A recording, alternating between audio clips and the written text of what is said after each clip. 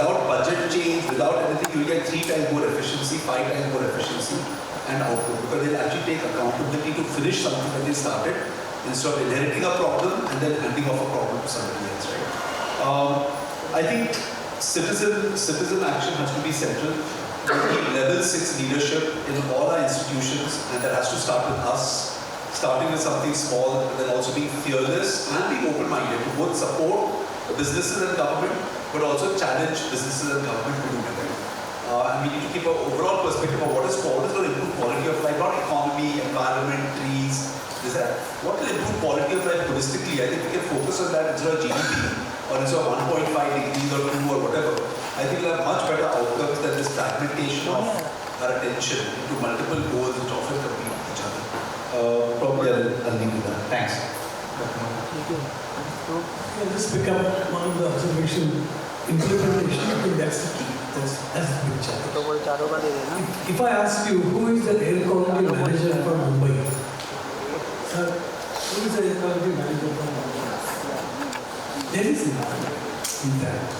If you're interested, I'll send you, if you reach me, I'll send you an article on this dilemma. This is the biggest problem. Implementation structure is not clear. Who is responsible? Who is accountable? We have multiple departments. So many times only political leadership helps. I want to touch upon the word you said, eco-city. So I've been involved in planning and implementing eco-cities. One of my exciting experiences was city of Malacca in Malaysia, where the Chief Minister of Malacca was running the campaign of eco-city. Tech was there. We had mobile apps for gamification, for people to get rewarded if they live sustainably. So there was a lot of movement, a lot of, you can say, buzz, because there was a political interest. And that's why this happened. Suddenly, Mira's Kupar, you mentioned this. King when Jayant Patil wanted to have a whole, he asked me to prepare an eco-city action plan for Sun, which I did. It took 18 months. We got the required funding, huge citizen engagement happened. But after that, the Department of Rural Development came up with the eco-city and eco-village plans.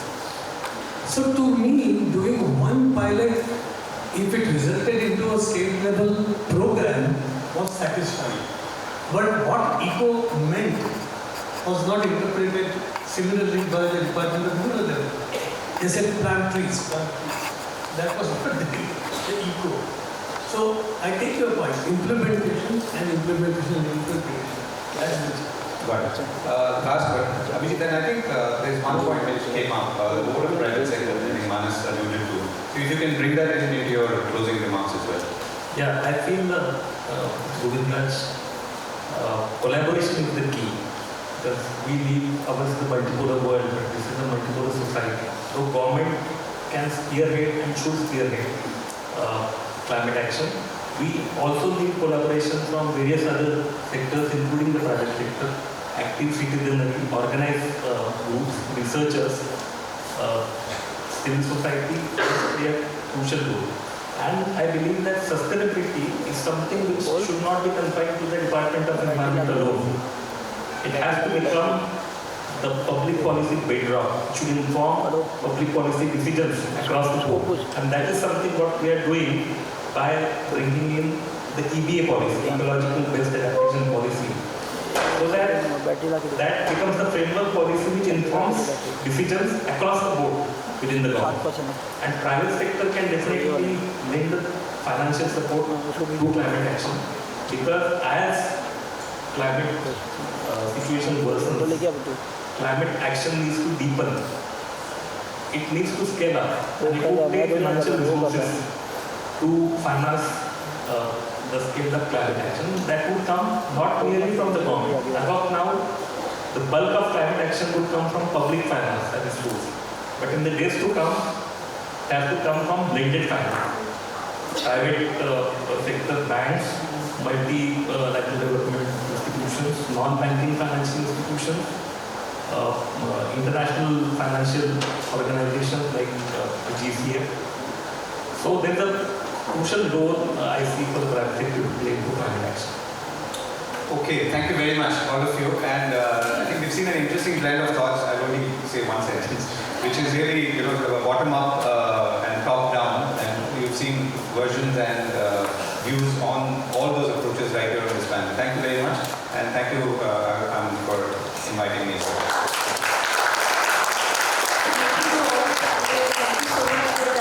Please request Prerna to come and felicitate her.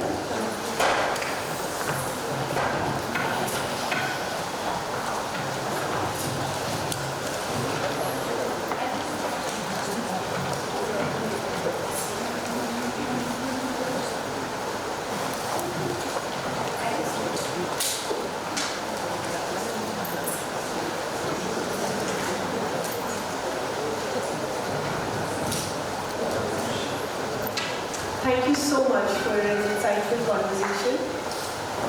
May I please request my team members to change the 10 cards on the table as we move on to the second panel for the day. Second panel is titled Strategies for Urban Climate Risk Mitigation. It will discuss approaches to reducing urban vulnerability. So today we will talk of the source part. We will try to also dwell a little bit on adaptation. But since the panel is about mitigation, let's talk more about that. I hope that clarifies a bit of that jargon that we're going to use. So let's start the panel, and my first question would be to Mr. Pote, who really has worked across this the government sector and with so much varied experience. Can you give a sense to this audience on what is this climate mitigation landscape all about? What is it that, and how is it that these different people can really participate? The last panel talked about collaboration, right? So how can they really participate? Give them a sense of the project landscape and the opportunities in this landscape. Please. Thanks, Aileen. Thanks, Municipal Aga Khan Agency for inviting me for this panel discussion. Having worked for more than 30 plus years in developing operating like city industrial development corporation, Thane Municipal Corporation, then MMRDA, and now with Mahabri, definitely I can speak about the other side of the issue.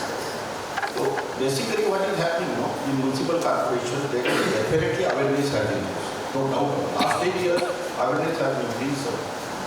But thinking that no, the government of India already has changed the DSR rules. In last panels we were discussing.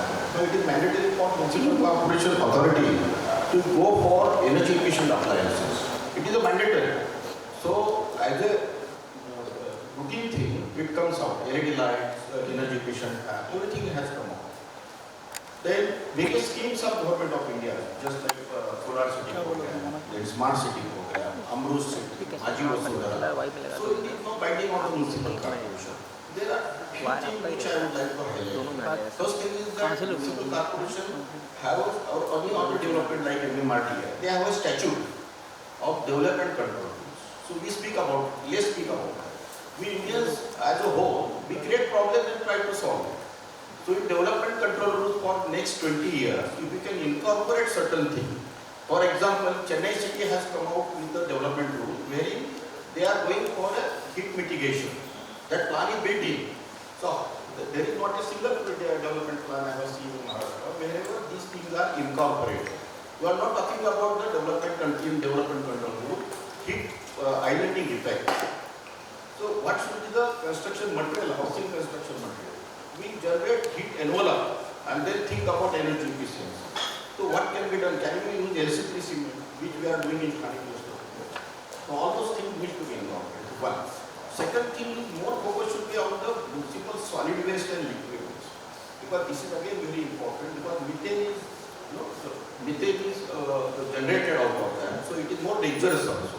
How it can be addressed? Very less it is spoken about. Then in coastal cities, mangroves should be focused. Mangrove is most neglected because it is not seen to the common citizen. So all those things should be done. And at the end I will say that think globally, act locally. This is very important. See, during my journey I could see that we could interact with United Nations Environment Program. We were invited in the COP. In Copenhagen and other COPs we were invited. There are parallel discussions happening. So this we can bring in funding, because whatever we speak about, it will require funding. From where it will come? So for that funding is required. The climate finance fund is available. Many organizations, for example, Mira Bhayandar city, regarding the mangroves and all that. Last week only I approached, we are ready to fund for it. So I think that should be the climate finance fund is very important. Thank you, Mr. Patti. And I'm going to pick up on two very important points that you raised, which will be my leading questions for Parul and Neha. So Parul, one statement that he put forward is to act locally but think globally. And that's where I think the UN system comes in place and UN habitat in its role. So today when we are talking to, when you talk to funders, corporates, the one thing that we hear is how does all of this align with the whole sustainability agenda, with the 2030 sustainability agenda. So coming from that and stitching it with what Mr. Pote said, how do you think these local mitigation strategies really align with us meeting the sustainable development goals globally? And how do these, how does all this get standardized? Yeah, over to you. Thanks so much, and I want to first of all thank Aga Khan Agency for Habitat for hosting such eminent panelists and dignitaries since morning. It has been a rich learning experience. So let me share the perspective of United Nations and with that the perspective of all the member countries that represent United Nations. So the commitment is clear from at the national level and from everyone who's sitting in the audience that collectively we want to take certain actions. It has been clearly articulated under the Sustainable Development Goals, and I'm sure many of you already know about them. The importance of collective actions is also very clearly spelled out under SDG 17, which focuses on partnerships and accountability. It also sets aside certain monitoring mechanisms on how do we measure those targets. So there is something at the global level which drives us to then take actions at the national and local levels. There's a Paris Climate Agreement, and Mr. Pote mentioned the experience of Copenhagen. What we need to do now is to also understand what is happening in our own country, and in that sense, when we speak about mitigation, India has certainly been a front runner in taking very proactive actions. You may recollect from the presentations that were made in the morning looking at the city's GHG footprint, which covers largely 5 sectors. The most major sector, the first sector across every city, based on my learning experience, is on energy. And when we see where our energy comes from, we are still globally also much reliant on fossil fuels. But there is the transition that is happening nationally, and India in that sense is looking at how to switch its energy mix to more renewables, which is a proactive actions. So one pie at which we looked at from that city level, which is the energy mix, national actions can make local changes. When we look at some of the other sectors of that pie, which is on residential sectors, mobility sectors, which are again the largest contributors, and we have heard, interventions since morning on what can be done, it's an important pathway. Now, the big gap is on our aspirations, the collective aspirations on what to do and how to get there. And here I have two, propositions that I would like to present.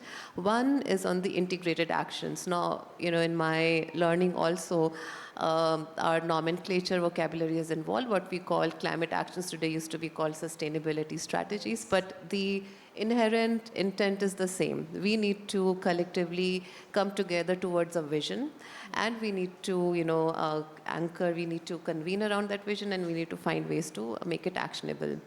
How do we make it actionable? And this is where we see challenges that small cities face are very different from larger cities.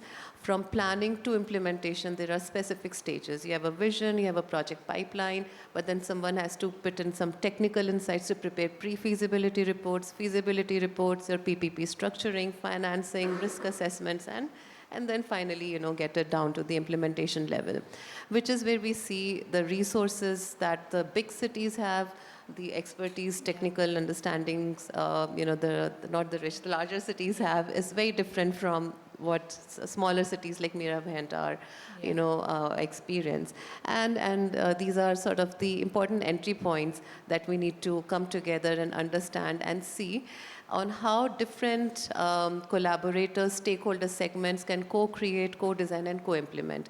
So while your network infrastructure of supplying large water supply is not something where individuals can take collective action on, but certainly that collective action on managing and maintaining your open spaces is something which would be a good entry point from the community perspective. So I think we need to break down our joint aspiration for a vision, down to it's into smaller components, smaller work packages, and then, align ourselves and come up with the format or a framework for collective actions, responsibility and accountability across the different stakeholders. So I'll stop there. Thank you, Parul. I think that's a very good input about, how this could be one of the strategies, number one, that we could really put forward.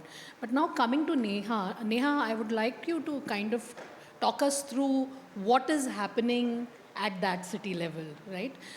We heard Nidhi put a question in the previous panel where she really asked, what about implementation? You are, and also, having worked in the government, I would still say this is an emerging space. We are still learning. All the agencies working in the climate space are still learning. We have not really cracked the formula, but I think together, again, collaboratively, I think that is what can happen. Neha, can you take us through this kind of a life cycle and really tell us what is happening on ground today, since you are, as C40, work in several of these climate action plans? And take us through the whole cycle, right from, I think, money, right? Budgeting is so important. How are agencies like yours and, Aga Khan and the others really looking at this from a 360-degree approach? I think, first of all, thank you for having me on the panel. And thank you, Saili, for a great introduction in the beginning, because as we are all new in this space, I think what is important right now, just to answer your question, is to understand what C40 cities is. Many in the room are aware of what we do and how we are placed globally and both in the region. And this will somewhere also answer your question, Saili, that what is it that cities are really doing today? So as C40 cities, we represent a global network of around 100 world-leading cities. We have 11 cities in the South and West Asia region who are constantly working together with the network of these 100 cities, trying to actually take action on ground when it comes to climate change and mitigation. Just to give you an insight on how this network works, so we basically plan. That is the first step, and I think Indian cities are taking a lead under various programs, and we already have many climate action plans in place. But the challenge starts from the next step, which is basically implementing it. Now, this is where the C40 networks become very crucial, because we have around 35 high-impact actions. So to be a part of the network, it's basically cities need to take action. There is no money involved in it. It's the willingness to take action towards climate change what makes any city part of the network. We try and monitor annually the city's action that they have taken. The bigger agenda is just to cut down their current emissions to 50% by 2030. That is the current target that we are working across the 100 cities across the globe.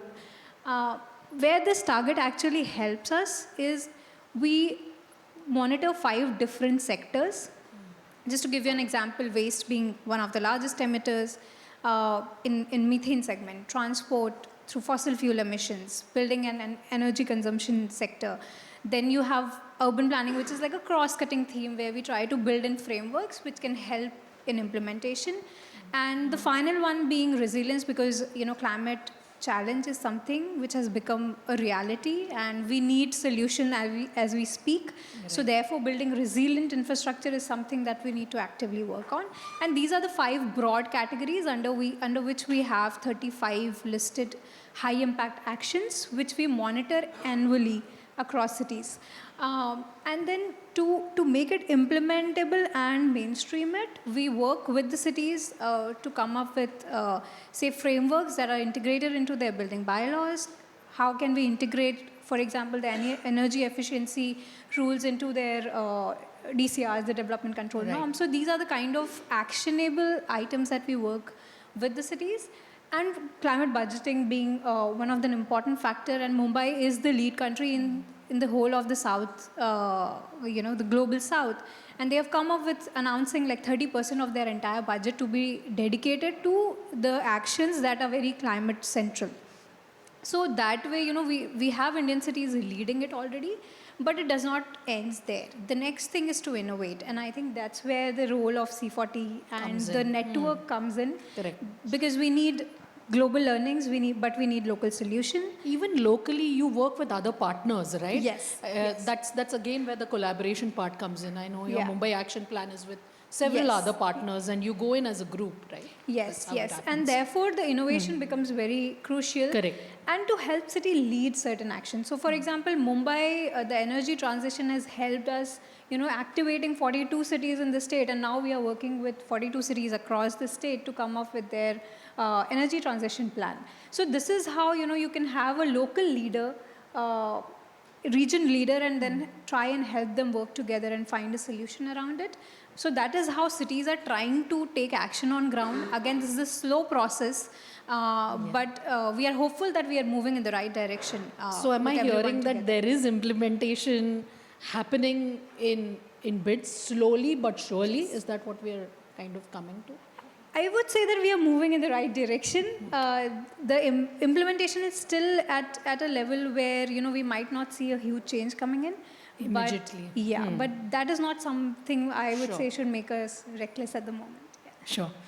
Since we are, talking a lot about, implementation, and generally, I mean, when you're on this side of the government, you sense a sort of trust deficit in some way that, should I put my money here or not? Is this going to happen or not? Implement hoga ki nahi? So that's where, Mr. Pote, I don't want to put you on the spot, but really, if you can help us answer this question, that how is the government really looking at working when we talk of ease of business, or when we're talking of ease of, inducting people as partners with you, whether it's knowledge partners, funding partners, or other partners, how are you looking at this mitigation, risk mitigation space in accommodating partners? I think this perspective is now changing. Is changing, okay. It is definitely changing. More and more donor agencies are willing to work with the local self-government. The reason is that every citizen of that particular city is a shareholder, I will say. He is a stakeholder. So they want to have a reach entire city. So my experience is that they are willing to work, definitely, but it is up to the local self-government to create some sort of confidence level in that particular donor Can you agency. give an example of this for us? There's so many organizations. See, while working there, if you show that certain case studies, for example, climate finance fund, this climate action plan is one important thing. You can show that this is the climate, you already done certain studies, then only they will come.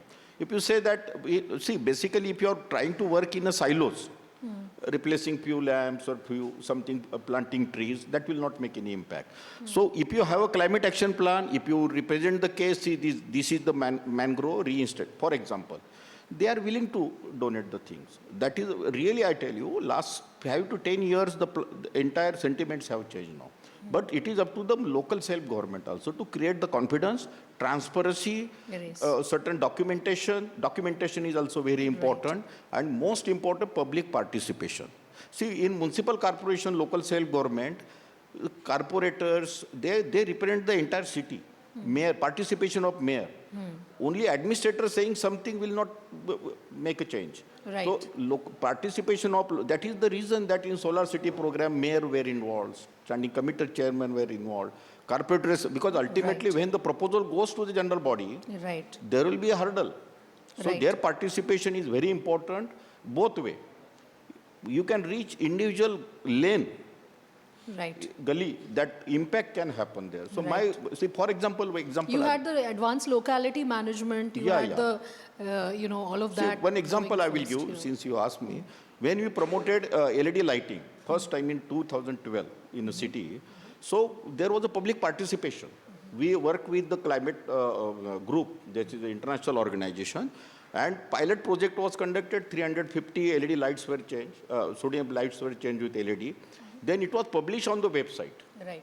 And when results were published, I myself we interviewed citizens, right from police constable, ordinary citizen, every professional, vendors, even the boy playing cricket in the bylanes. They Right. said that I can see the ball very well. So that type of participation is there. People are willing to fund for it.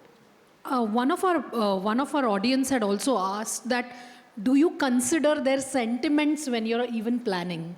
People's sentiments during planning, or the understanding, like someone talked about how I commute should be an important part of how you plan. So, Definitely. yes, can you respond on that also? Yeah, definitely. That is the beauty of, or that is the strength of municipal corporation. Yes. Because it is not only the administration, it is represented by the elected representatives. Yes. They know each and everything. Even if 4 street lights are not working, they will come and tell that this light is not working. So there is the outreach to end service end. So that is why their participation is very important. Thank you, Mr. Pote. I think we've spoken a lot about people's participation, collaboration. I want to tackle 2 very important topics, I think, which are to do with risk mitigation, and I will come to Parul on that. We through today we've heard like so many projects and about so many strategies. There are 5 different verticals that Neha put out, and I think all of us know.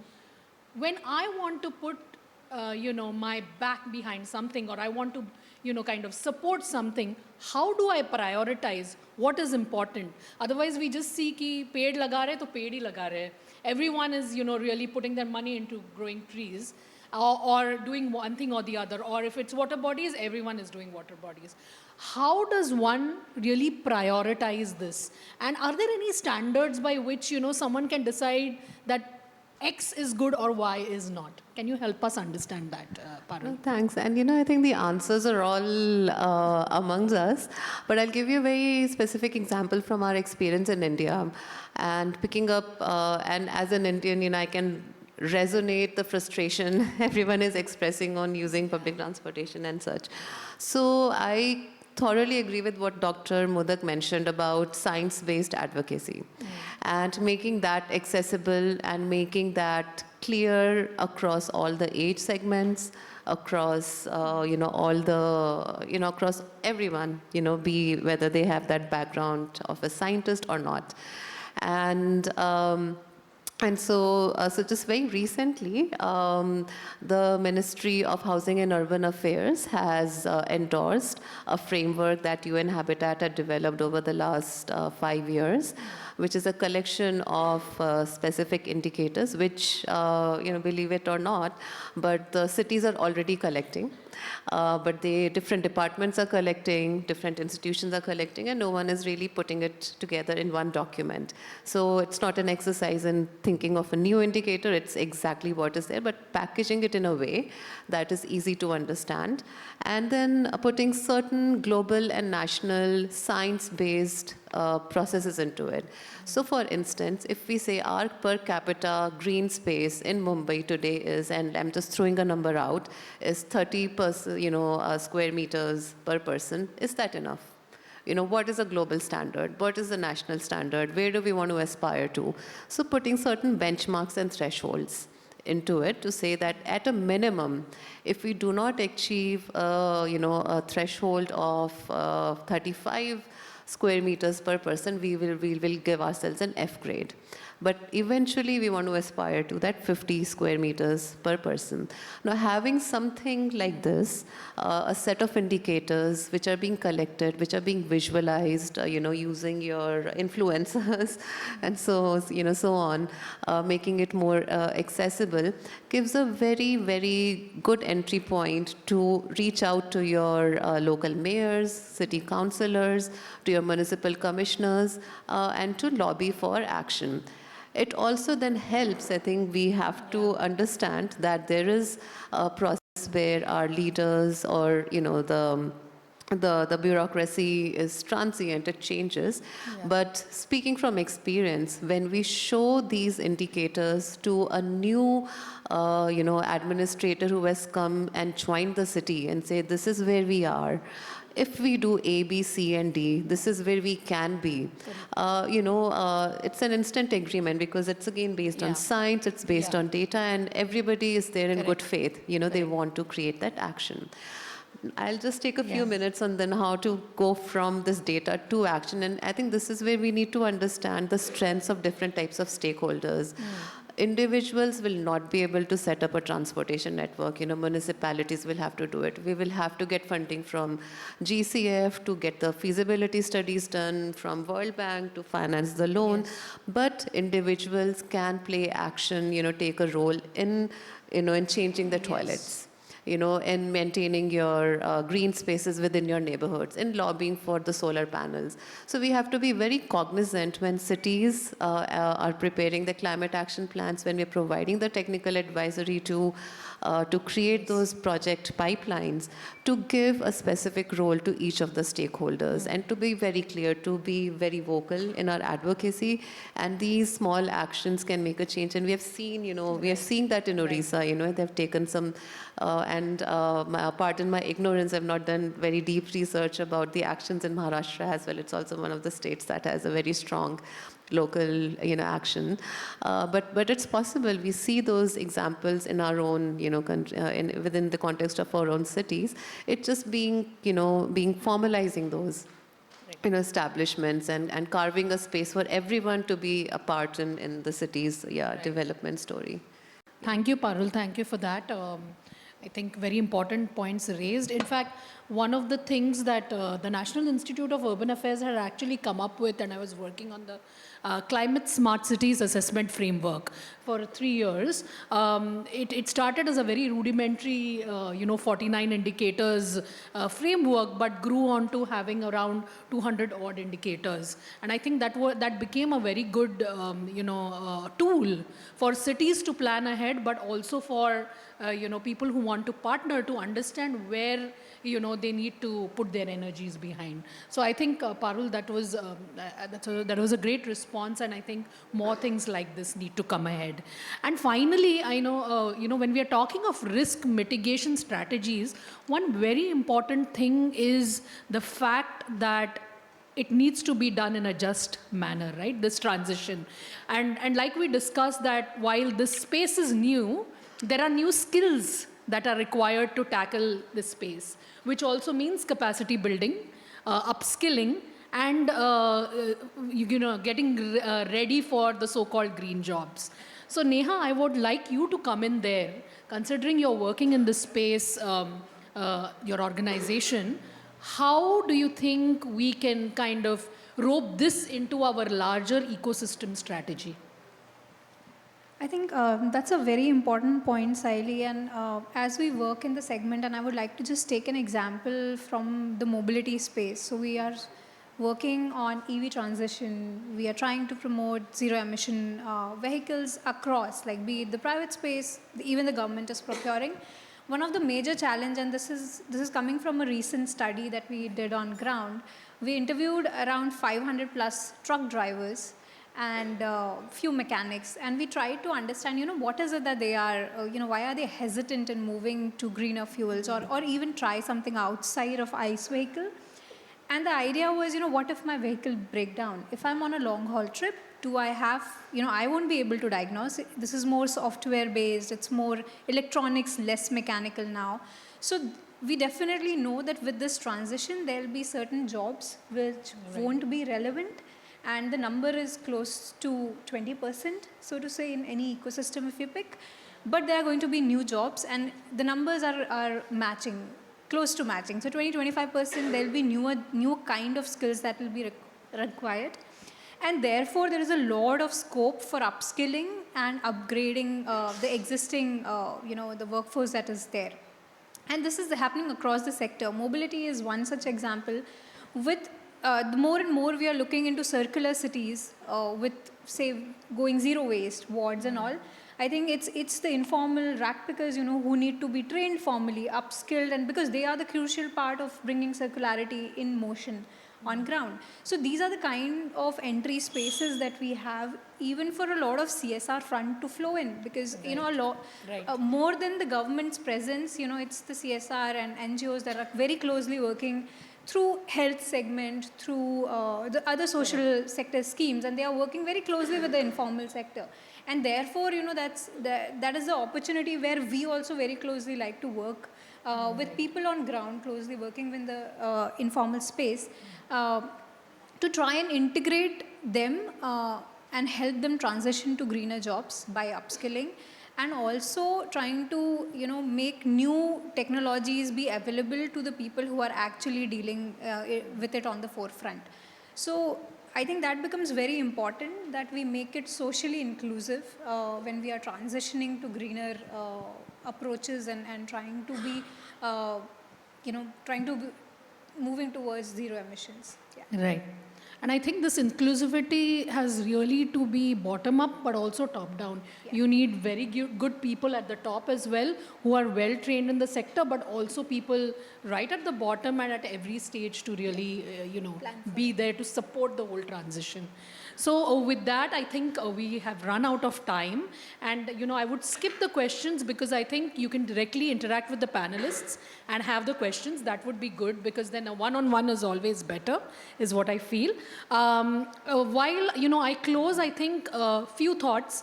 I hope you have, been able to take away a few points on where you can really interact and collaborate with different sections of, in the ecosystem of climate to really, back it up, and because collaboration is the key, right? So it is when you collaborate that really we will be able to mitigate what is happening today and what is going to come up. And with that, I thank you all panelists. You were wonderful for today's panel. I would like to thank the Aga Khan Agency for, inviting all of us here, and the Mira Bhayandar Municipal Corporation for this same. Thank you very much for your participation.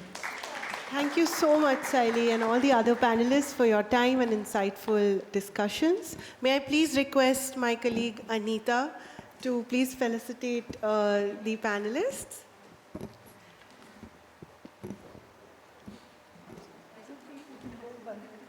Yeah.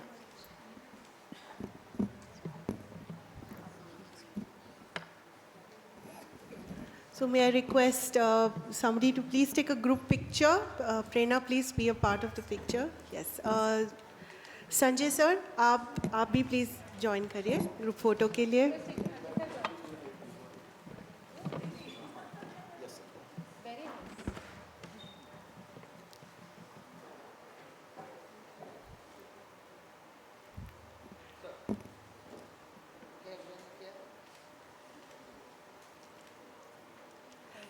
Thank you so much. Moving on, we will now felicitate the Youth Conclave winners. Aga Khan Agency for Habitat India organized a youth conclave which saw participation by young minds. A case studies competition on green solutions for thermal comfort in housing settlements was conducted, and today we take this opportunity to felicitate the winners of the competition. May I request Ms. Prerna and Parul to please felicitate the winners as I announce their names. Mr. Sanjay Sripat Rao, sir, please, आप भी stage पे आइए. Our first runner-up, Mr. Abhijit Godbari, sir, please join us on the stage to felicitate our students. Definitely students look up to all the inspiration from their seniors. The first runner-up is Group 5. As I announce their names, they are from Urban Science and Engineering Institute, Indian Institute of Technology, Bombay. Their names are Akshay Tate, Anushri Agarwal, and Soumyadeep Haldar.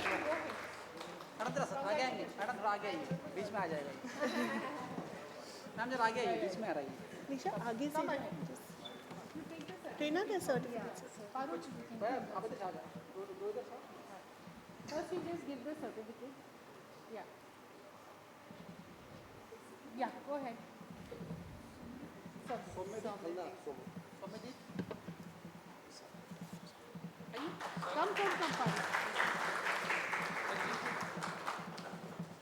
Parul?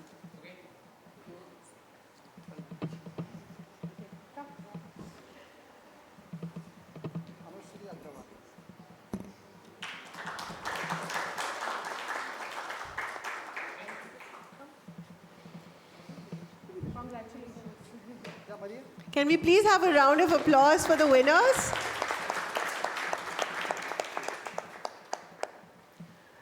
Okay, moving on. Our second runner-up was Group 9 from the School of Habitat Studies at Tata Institute of Social Sciences, Mumbai. Their names are Neeti Burad, Aishwarya, Aryan K. Sasidharan and Yash Sharma. All of you, come quickly, grab your certificates.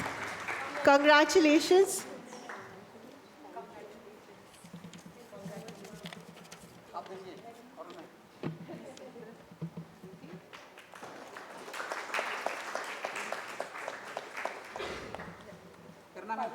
You please. No, pardon. Okay.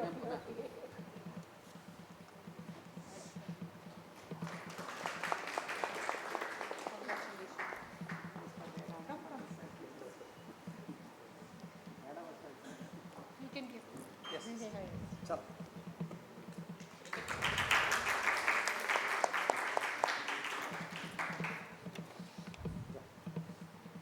Let's take a group photo. Winners.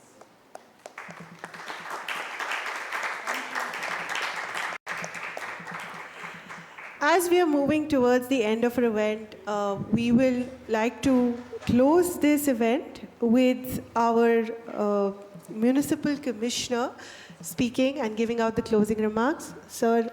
As we are going to conclude this enthusiastic, energetic and some insightful event organized by Mira Bhayandar Municipal Corporation and supported by Aga Khan. As we are experiencing heat when we are outside, I hope this workshop would create heat from inside to work for betterment of the humanity. I feel Mira Bhayandar would be a good and tiny town to do all such experiments which can be calibrated and measured, quantified to project it before the communities.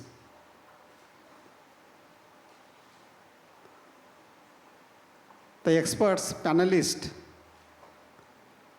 have at length elaborated issues related with the change in climatic conditions, and creating it hurdles in human life. We at MBMC, as I have told previously, are open to discuss across the table any idea, any project, any survey, and a new independent initiatives. After closure of this session, we are open for roundtable discussions with the stakeholders, the corporates, NGOs till 3 p.m. who are willing to have a discussion. I would request Mr. Vilas Gite to coordinate with the stakeholders as well as from somebody from Aga Khan. I again, ये hall में इतने लोग हैं कि लग रहा नहीं कि ये कंक्लूड होने वाला है. किसी को यहाँ से उठने की जल्दी नहीं दिख रही है. So I respect your enthusiasm in the issues we have raised, we are discussing, and we are trying to solve it. I'm thankful for the Aga Khan as well as Team MBMC for organizing such a beautiful, enthusiastic, energetic event. I thank everybody who has participated and contributed. I would request everybody to have lunch over here. Thanks everybody. Thank you. Jai Hind, Jai Maharashtra. Highlighted how cities can integrate sustainability, resilience, and climate action into their core frameworks. Let's take these ideas forward, foster partnerships, and implement the solutions needed to secure a sustainable, climate-resilient future for generations to come. Thank you all for your valuable contributions. Please join us for lunch, organized in the hall outside, followed by networking as you please. Thank you all once again.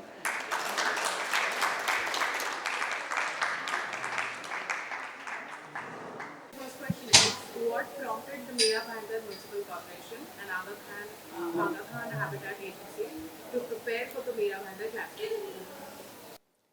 So, Aga Khan Agency for Habitat and Mira Municipal Corporation is delighted to launch the Climate Action Plan for Mira Bhayandar.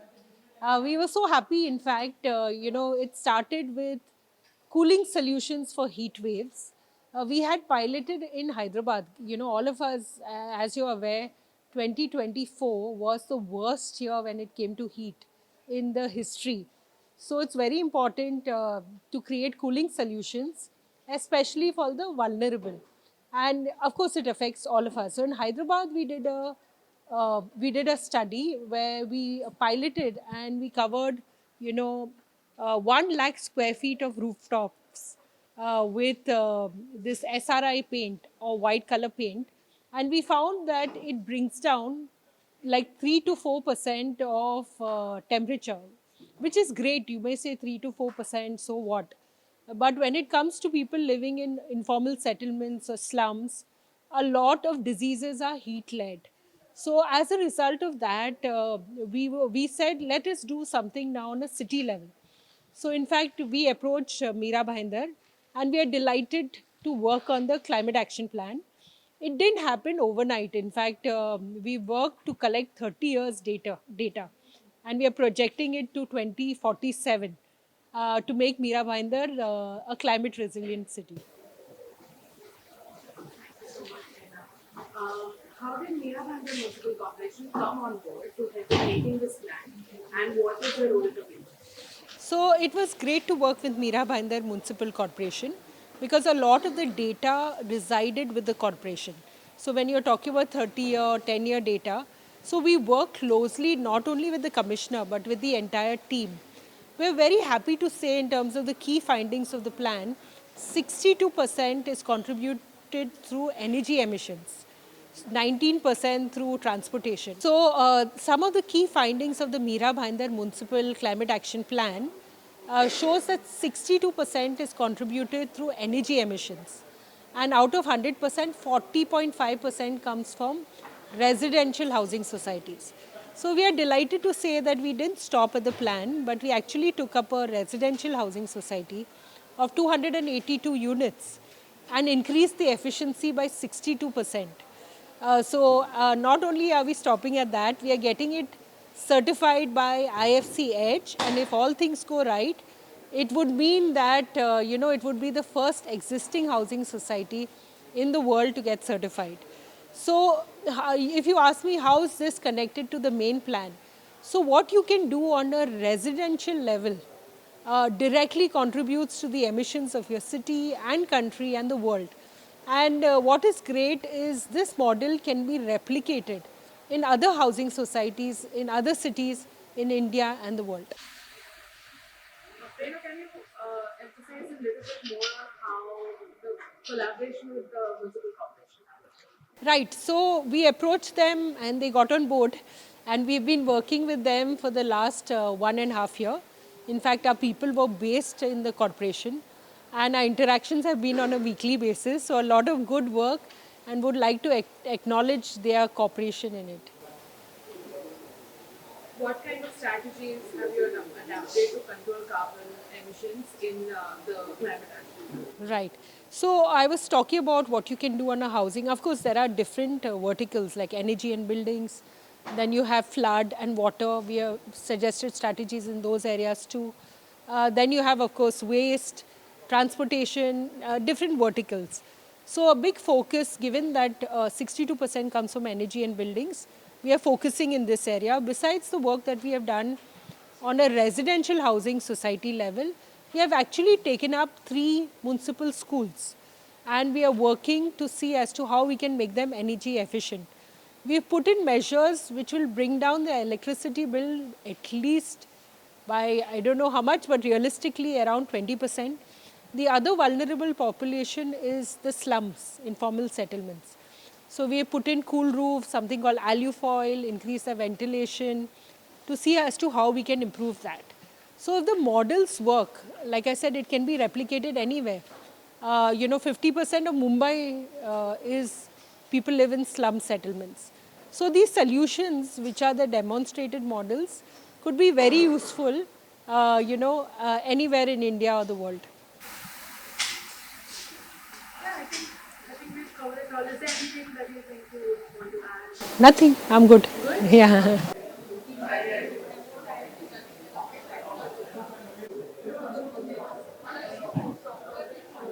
How does Mira Bhayandar climate action plan align with Union government's Viksit Bharat 2047? Mira Bhayandar Municipal Corporation has come out with the climate action plan. It is one of the different initiatives we have undertook independently. The changes in climatic conditions that are creating unease in human life needs to be addressed in urban areas, urban populations. Nowadays, we are experiencing the hottest year, we are experiencing the flooded cities, we are experiencing the low green cover. So to address all these issues, Mira Bhayandar would like to cope up with these all changes in climatic conditions, and so we have, with the help of Aga Khan, we have developed one climate action plan. That climate action plan elaborates all the necessities required to address changes in climatic conditions, the treatments and timeline for it. So I am genuinely thankful to the AKAHA for supporting our initiative to make comfortable and easy life for the citizens of Mira Bhayandar. Thank you. So how are renewable energy sources being integrated into Mira Bhayandar's climate action plan for its efficiency? So I think a big focus should be on solar, because right now solar is 2% of the energy source used. So we see great opportunity to use rooftop solar, to use solar street lighting, and also solar in parks. So there's a huge opportunity here of integrating solar. Tell us more about the 2 societies at Mira Bhayandar that help in implementing climate action. Right. So we were able to work with the housing society because they have an excellent managing committee. So we worked with the Navyuvan Housing Society. And what we did is we worked with them and did an assessment to see where they are on energy, water, waste. And then we put in measures like BLDC fans. We put in solar for common area lighting. And we also put in aerators. We also helped to get senior citizens involved in kitchen gardening and segregation of waste. The BMC Municipal Commissioner has also extended support, to do biodigesters within the society. bringing up the energy efficiency by 62%, which is huge. And it is a role model society, which is green and energy efficient. And we could say that, some of these measures can be replicated elsewhere in other housing societies. And you may think in terms of, oh, I'm doing it only on a housing society level. But considering that 40.5% comes from housing society, it can be huge in terms of, contributing to the commitments made by our Prime Minister to nationally determined contributions. What are the metrics that would be used to measure the success of the overall plan? So we are working with National Institute of Urban Affairs, who is the representative think tank of the Urban Ministry.